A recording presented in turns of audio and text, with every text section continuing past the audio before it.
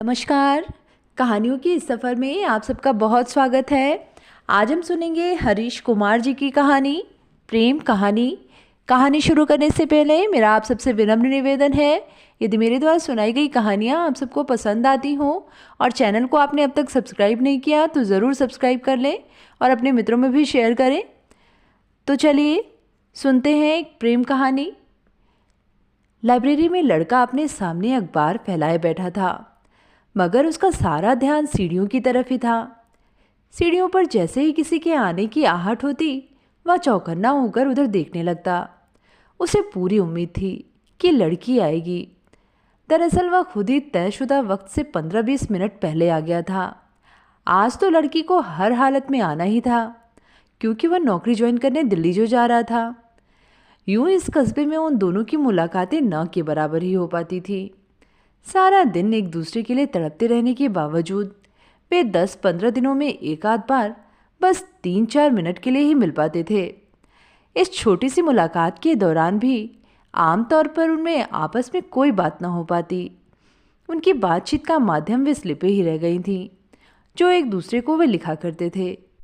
इन्हीं स्लिपों में वे अपनी सब भावनाएं, अपने सब दर्द उड़ेल दिया करते थे। इन्हीं स्लिपों से तय होती थी उनकी अगली मुलाकात की जगह और उसका वक्त। दरअसल छोटे से इस कस्बे में लड़की लड़के का आपस में बात करना इतना आसान नहीं था। बात तो कहीं ना कहीं की जा सकती थी, पर बात करने की खबर जंगल की आग की तरह पूरे कस्बे में फैलते देर नहीं लगती थी। कम उम्र के बावजूद लड़के लड़की में इतनी समझ थी कि वे न तो अपनी और न अपने घर वालों की बदनामी होने देना चाहते थे। इसलिए जब भी वे आपस में मिलते तो यही कोशिश करते कि बात न की जाए। हाँ, कभी कभार मौका मिल जाने पर एकाध वाक्य का आदान प्रदान हो जाया करता था। लड़का अखबार सामने रखे अपने आसपास बैठे लोगों पर भी नज़र रखे था। वह ध्यान रखना बेहद ज़रूरी था कि उन लोगों में से उसकी जान पहचान का कोई ना हो। साथ ही इस बात का ख्याल रखना भी ज़रूरी था कि वहाँ बैठे किसी आदमी को उस पर शक न हो कि वह वहाँ अखबार पढ़ने के लिए नहीं, बल्कि किसी और इरादे से आया है। एक समस्या और भी थी। सामने की किताबों से भरी अलमारियों वाले कमरे में लाइब्रेरियन के अलावा कई लोग मौजूद होते थे। उस कमरे में लोगों का आना जाना भी लगा रहता था।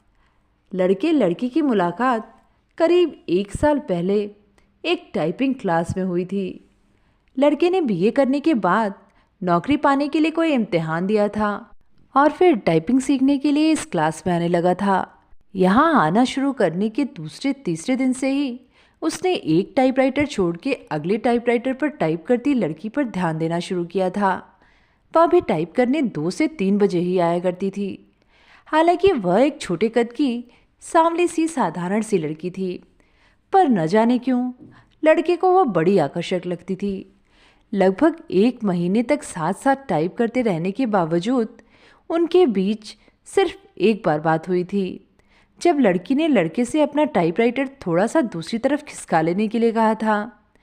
यह बात ज़रूर थी कि टाइप करने के दौरान लड़का लड़की की तरफ नज़रें उठाकर देख लिया करता था, और इस तरह देखने के दौरान कभी कभी लड़की भी लड़के की ओर देख लेती थी। हालांकि लड़का बहुत चाहता था कि लड़की से बात की जाए, पर ऐसा करने की हिम्मत अपने में पाता नहीं था। अलबत्ता उसने क्लास के रजिस्टर से यह ज़रूर जान लिया था कि लड़की का नाम सपना था। फिर अचानक लड़की टाइपिंग क्लास में दिखना बंद हो गई। 2-4 दिन तो लड़का यही सोचता रहा कि कहीं बाहर गई होगी या बीमार होगी, मगर जब पूरे 1 सप्ताह तक लड़की की शक्ल न दिखाई दी तो उसने क्लास के रजिस्टर के जरिए पता लगाया कि लड़की अब 4 से 5 के बीच वहाँ आती है। लड़के ने भी अपना वक्त बदलवा कर 4 से 5 करवा लिया। साथ ही अपना टाइपराइटर बदलवा कर लड़की के साथ वाला करवा लिया। अब वे दोनों पास पास बैठकर टाइप करते। तब धीरे धीरे उनमें बातों का सिलसिला शुरू हुआ। कस्बे के माहौल के हिसाब से कुछ ज़्यादा बात तो नहीं की जा सकती थी, मगर करीब 10-12 दिन बाद ही जब लड़के के एक दोस्त विपिन ने उसे पूछा कि लगता है टाका फिट हो गया है, तो वह सन्न सा रह गया। अपने दोस्त की बात सुनकर लड़के को एकदम से समझ में आ गया कि इस स्थिति को और ज़्यादा खींचना ठीक नहीं है। उसने लड़की से बात करके अपना टाइपराइटर बदलवा लिया। अब वह उससे दूर बैठने लगा था। एक दूसरे से बात करने का एक नया तरीका उन्होंने ढूंढ निकाला। वे छोटी छोटी स्लिपों पर अपनी भावनाएं व्यक्त करके उन्हें किताब में रखकर एक दूसरे को पकड़ा देते। मगर किताब के अंदर रखकर स्लिप देने का तरीका 2-4 दिन ही चल पाया। जल्दी ही लड़के लड़की को यह भान हो गया कि हर रोज इस तरह किताबों का आदान प्रदान करना ठीक नहीं। तब एक नया तरीका उन्होंने निकाला कि पेन में निब वगैरह निकाल उस जगह में स्लिप रखकर एक दूसरे को देने लगे। एक दूसरे तक एक ऐसा पेन पहुंचाना भी कोई आसान बात नहीं थी। इसके लिए किया यह जाता था कि टाइप करते करते दोनों में से कोई एक टाइप करने की सामग्री वाला कोई दूसरा गत्ता ढूंढते ढूंढते दूसरे के पास जाता और चुपचाप पेन वहां रख देता। लेकिन जल्दी ही लड़के को लगा कि उनके बीच उपजे संबंध की बात फैल रही है। ऐसा उसे तब लगा जब टाइप क्लास के मालिक ने उसे चेतावनी दी कि यहाँ यह सब नहीं चलेगा। तब लड़के ने लड़की से फिर बात की और अपना वक्त 5 से 6 तक का करवा लिया। अब उन दोनों के मिलने का तरीका बस यही रह गया था कि वह लड़की के टाइप खत्म करके घर लौटने के वक्त से कुछ पहले साइकिल पर सवार होकर टाइपिंग क्लास की ओर निकल पड़ता। ऐसे में कभी कभी वे एक दूसरे को सड़क पर आते जाते देख पाते। कभी 1-2 मिनट का हिसाब गड़बड़ा जाने पर एक दूसरे को देख पाना संभव न हो पाता। ऐसे में एक दूसरे से बात करने का तो सवाल ही पैदा नहीं होता था। फिर कुछ महीने बाद लड़की ने टाइप सीखना बंद कर दिया। शायद उसकी आर्थिक स्थिति इसका कारण थी, ऐसा लड़के को लगा। लड़का हर रोज़ दोपहर के बाद लाइब्रेरी जाया करता था।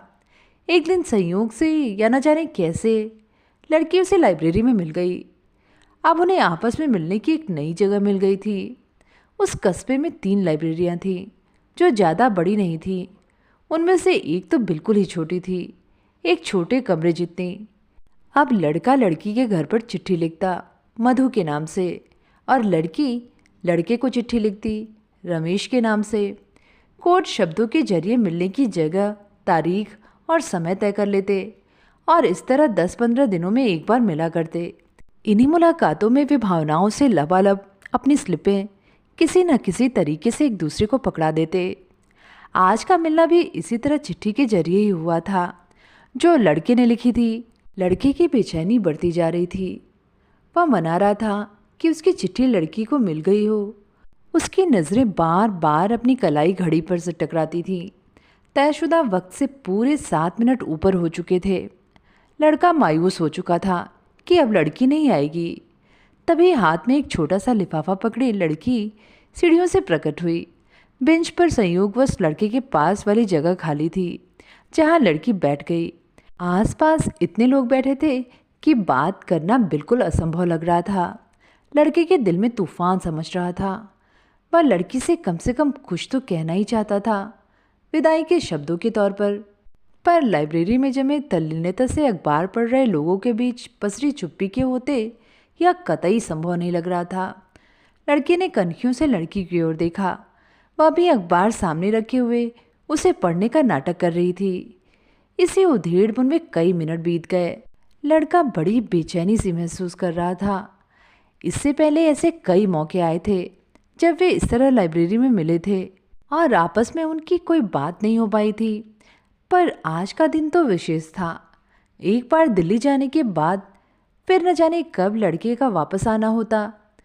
तभी अचानक लड़की मेज पर रखा लिफाफा धीरे से उसकी तरफ खिसकाते हुए फुसफुसाई, ऑल द बेस्ट। ये शब्द सुनते ही आसपास बैठे 3-4 लोगों के चेहरे एकदम से लड़की की ओर घूम गए जो तब तक बेंच से उठकर सीढ़ियों की तरफ जा रही थी। संकोच, डर और घबराहट से लड़के का चेहरा पीला पड़ गया और उसके माथे पर पसीना चुचुहाने लगा। सीढ़ियों की तरफ जा रही लड़की को देख पाने का साहस जुटा पाना उसके लिए संभव नहीं हो पाया। वह उसी तरह नजरें गड़ाए अखबार पढ़ने का नाटक करता रहा। तो ये थी कहानी, प्रेम कहानी। कहानी आप सबको कैसी लगी नीचे कमेंट में लिख के ज़रूर बताइएगा। फिर मिलेंगे एक नई कहानी के साथ। धन्यवाद।